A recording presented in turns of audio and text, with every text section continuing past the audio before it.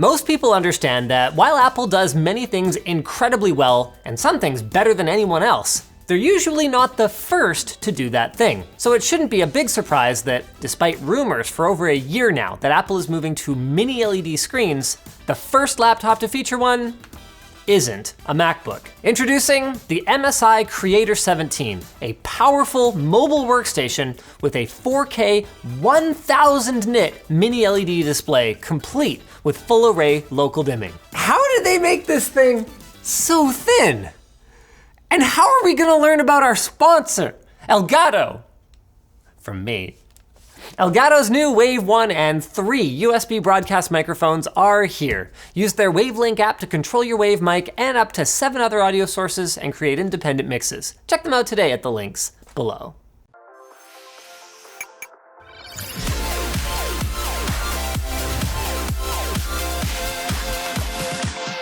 What is a mini LED display?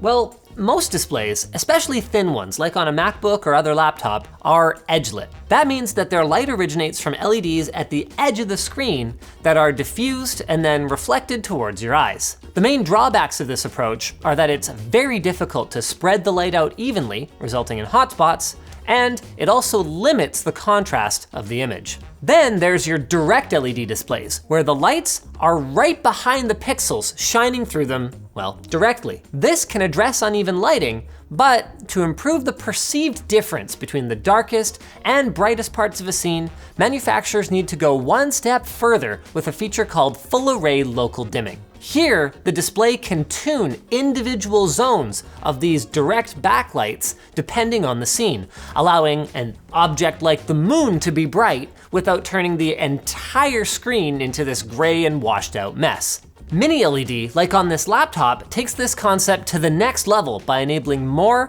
and smaller dimming zones, increasing contrast and reducing the bloom or halo effect around bright objects. Now this puppy has 240 zones, which might not seem that impressive when you consider that there's TVs out there with between 500 and 1,000 zones. But then you consider the density. On just a 17-inch display, each of those zones is under 2 centimeters wide. Now we've covered mini LED displays on this channel before, but they're usually found on thick desktop monitors. And the fact that this display, made by AU Optronics, has been integrated into a totally normal looking laptop lid is pretty cool. Or, well, warm, because there's no cooling fans behind the backlight like we found in those chunky monitors. Honestly, I can accept it though, considering we're getting 1,000 nits of VESA Display HDR certified brightness in a laptop form factor. That is a first. It also means we can expect a larger color volume than your typical creator laptop, as it has wide coverage of the DCI P3 color gamut across more brightness levels, at least in theory. While the screen's color accuracy was decent in SDR mode, with HDR enabled, it's kind of all over the place. And that's because of, well, no real surprises here, Windows. Apparently, with inbuilt displays, like on a laptop, the HDR appearance varies according to both the brightness setting with your keyboard shortcut and the HDR SDR balance setting in Windows. So you can end up with more detail in dark areas or more detail in light areas, depending on where you place the slider. Unfortunately, nothing that we did to the slider got us to a place where we felt like we could trust the colors enough to create an HDR video on this thing, even if the specs look great on paper. In other, more promising news though, firing up a movie or game or really any other kind of HDR content for consumption is a much better experience. I didn't find that, again, with some tuning of the Windows HD color slider, that the colors were so far off that I wasn't able to enjoy the content, and in fact, to my eye, without having a reference display side by side, it's not the kind of thing that I would notice. So even though we only managed 45 frames per second at the native 4K resolution in Shadow of the Tomb Raider, that's fair enough since it's a 60Hz panel anyway. There are 4 variants of this machine, each with a different GPU and storage configuration, but all of them are very capable with strong graphics cards and a 10th gen Core i7 Intel 10875H boosting up to 5.1 GHz. Ours put up very respectable numbers in the usual benchmarks and sports an RTX 2070 Super Max-Q, 32 gigs of DDR4 RAM, and 1 terabyte of NVMe storage. The two M.2 slots make storage easily upgradable once you pass the chassis' 14 screws, but to max out your memory to 64 gigs, you are gonna have to peel off this huge amount of shielding, remove the motherboard, and replace the existing SODIMMs with two 32 gig sticks, as there are only 2 sockets. But hold on a second, because last time we complained about this issue, MSI just flipped the whole motherboard over, which resulted in the Ethernet jack being on the mouse hand side. So pick your poison, I guess? For video editing performance, we're using an in-house benchmark that we're calling Markbench, where we encode high-resolution content with some basic effects and Lumetri color using Premiere Pro. Our Creator 17 was able to do it in under 8 minutes. A strong result. Speaking of strong, the I/O offers a ton of flexibility for a laptop in 2020. On the left, you've got RJ45, one USB 3.2, a UHS 3 micro SD card reader, and separate mic and headphone jacks. That is a nice inclusion for something that's focused on creators. And then on the right, you've got HDMI Thunderbolt 3 with 15 watts of power delivery, 2 more USB-As, and a non-Thunderbolt USB Type-C that can carry DisplayPort and deliver 27 watts of charging. Oh, and who could forget the battery reset pinhole? On that subject, MSI advertises 7 hours of productivity, but our machine in PCMark's office battery test measured just 4.5 hours, and that's with the brightness turned down to 100 nits, which is pretty dim. With that said, this result isn't entirely unexpected, so road warriors need not apply here. The chassis has a sandblasted finish in a color MSI calls Space Gray, which apparently is not on Apple's trademark list, and like many an MSI laptop, it's a little on the flexy side. But that's kind of the trade-off of getting hardware as thin as possible in a package that's as light as possible. The trackpad is large with an integrated fingerprint reader and very usable as far as PC trackpads go, although it can tend to get clicked by your right palm when you're typing, and the palm rejection only saves you some of the time. I mean, look at this. You can even register a click just by pressing on the chassis here. The typing experience is decent as long as you don't type like a triggered Karen.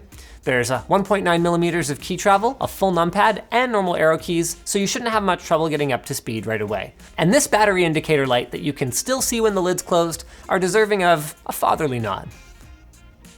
Above the keyboard is a speaker grill that houses the world-class Dynaudio sound system that frankly sounds very much like the crap you get on any ordinary laptop and is a far cry from the actually decent audio coming out of the latest 16-inch MacBook Pro, which you might say, well, that's not fair, the MacBook Pro is so expensive, but so is this.